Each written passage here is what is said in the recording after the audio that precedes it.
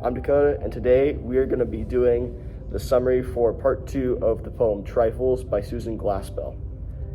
And in the story, we are currently at Mrs. Wright's house where her husband, Mr. Wright, was been killed, with Mrs. Hale and Mrs. Peters downstairs while their husbands and the court attorney are looking for evidence upstairs. For a little bit of clarification, this case takes place in the 1920s, so that means that the women don't have as many rights as men. There's no electricities in the house, so they have to heat the house with fire. However, their house might be a little bit nicer than the other ones because they say that there's a roller towel, just like the towel that rolls. And I guess other houses don't have those. So that's that.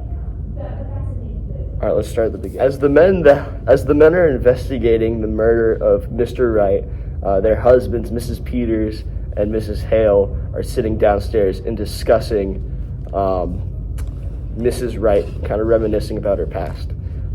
At this point, Mrs. Hale notices a bad block on a quilt that Mrs. Wright was sewing. So she began to unknot it and fix it. However, Mrs. Peters said that she shouldn't have done it because it could have been used as evidence, but Miss Hale says that it didn't really matter. And then they wonder why Mrs. Wright was so nervous that she made a bad stitching in the quilt. To help fix the quilt, they went to the cupboard to grab stitching and stuff, and they happened to find a bird cage with a broken door. When they found the birdcage with the broken door, they started wondering if she had a bird.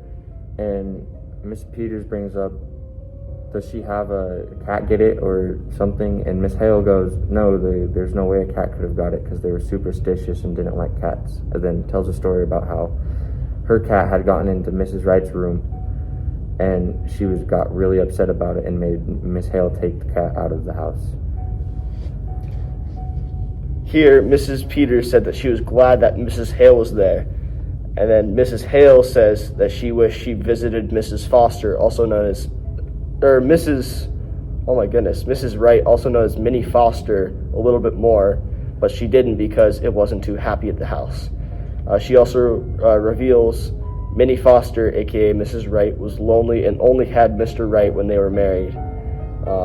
They talk about how Mr. Wright was a good but cold man, and how Minnie, before she got married to Mr. Wright, was a nice woman and was outgoing and stuff.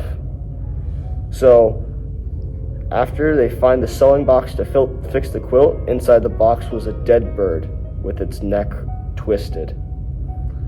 Before they find this bird with the neck twisted, they talk about how Miss Wright Minnie Foster was a young, really bright girl who loved to sing and was really happy before she got married to Mr. Wright. But after they find the bird, they start thinking and see that the bird's neck is broken or wrung, as they put it in Trifles. And when they talk about that, Mrs. Peters brings up the fact that she knows what it means to lose something that she cares about.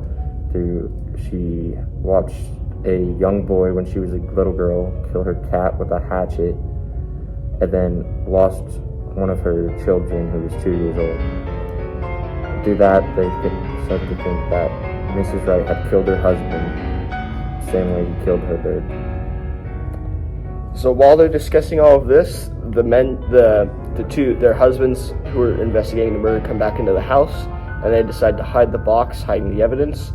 The investigators ask if Mrs. Wright was going to knot or quilt the quilt, and they said that she was going to knot it. And then when the men inquire about the dead bird, they say that a cat killed it, even though they know a cat did not kill it because they do not have any cats.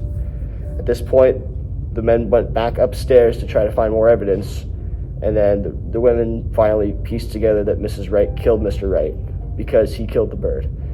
Because Minnie only had the bird at that point, and that was the last thing that kind of gave her hope. And when Mr. Wright killed the bird, she snapped.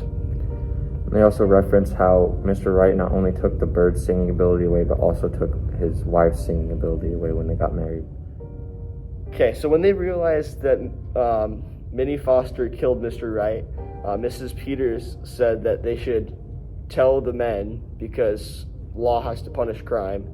But then Mrs. Hale says that what happened to Minnie was a crime, how Wright took everything away from Minnie. Mrs. Peters nervously laughs about how they got worked up over, a dead bird, the broken bird cage, the bad stitching, and how she thought they were such little things that they didn't really matter. And then Mrs. Hale didn't actually know if the men would laugh or not. The court attorney and the sheriff come back downstairs after searching upstairs once again, and they're still lacking a motive for the murder. They go to another room to look for more evidence, and Mrs. Hale attempts to hide the evidence by taking the box with the dead bird inside of it. At this point, the men come back, ask what she was going to do with the quilt again, and Miss Hale says, "Not it, Mr. Henderson," the name of the court attorney. Alright, now it's time for analysis. My name is Daniel. Alright, in trifles, the setting, or in anything, the setting is very important. And where are we? We're in the 1920s where women have no rights. Back then, women were not treated correctly. Like, as a human, they were often objectified most of the time. And even now, they still make the jokes about women belonging in the kitchen. And that derives from, the objectification from women. So, the cage in trifles pretty much symbolizes how Minnie Foster was trapped just like the bird. Her engagement took away all her freedom and everything she had. She had nowhere to go.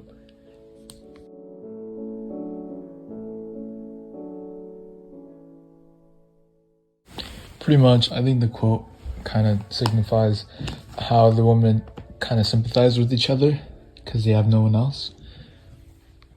They later find the dead bird killed to strangling, and I think that's how Minnie Foster was feeling, that she was being strangled by her husband because she was trapped. She lost everything she had. She was suffocating. She wasn't living. Pretty much, one of the recurring themes are social oppression, mainly for women, feminism, and trifles, like the title. Pretty much, the man just disregarded anything the woman ever said, even if it was like something good, and everything that seemed very little to them, like the quote, even the bird, the woman even said they would probably laugh at it because they're just trifles. And also in the play, how the women were referred to by their last names of their husbands, except for Miss Foster. Near towards the end, after killing her husband, they referred to her as Minnie Foster because she set herself free from the suffocation and isolation. In the end, Minnie did an eye for an eye, pretty much. Her husband suffocated her, so she did the same thing to him. And in the end, she set herself free, and yeah.